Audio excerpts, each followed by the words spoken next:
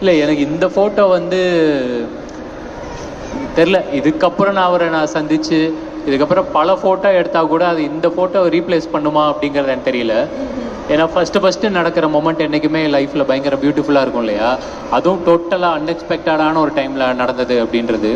So இது வந்து என்றைக்குமே லைஃப் டைம் மெமரபிள் தான் இது. அந்த எனக்கு தெரிஞ்ச பாட்டு கூட காதல் மன்னனோட அந்த உன்னை பார்த்த பின்பு நான் அந்த சாங் தான் போட்டிருப்பேன்னு நினைக்கிறேன் இந்த பாட்டுக்கு, இந்த ஃபோட்டோக்கு.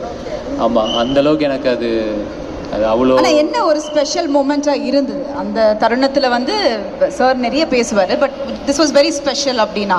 இல்லை, வெரி ஸ்பெஷல்னால் அவர் நம்மளை பார்த்து ரெக்கக்னைஸ் பண்ணி பேசினது தான், அதுவே பெரிய ஸ்பெஷல் தானே.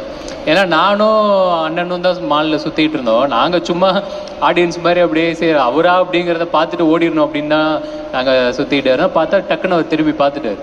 பார்த்ததுக்கப்புறம் he recognised and he called, கூப்பிட்டு அதுக்கப்புறமேட்டு தான் அவர் பேசினார். பேசி இது பண்ணிவிட்டு அப்புறமேட்டு தான் ஃபோட்டோஸ்லாம் எடுத்துகிட்டு இது பண்ணிட்டு வந்தோம். எனக்கு பாதி ஞாபகத்திலே இல்லை. சரி இவர் தானா அவர்கிட்ட தான் நம்ம பேசுகிறோமா, அவர் தான் நம்மகிட்ட பேசுகிறாரா, என்ன ஏதுன்றது எனக்கு அதை ப்ராசஸ் கூட பண்ண முடியல. அதுக்குள்ளே அந்த மொமெண்ட் அவ்வளோ அழகாக முடிஞ்சிருச்சு. அண்ட் அதுதான் அதோட பியூட்டின்னு நினைக்கிறேன் நான். Okay, super. நெக்ஸ்ட்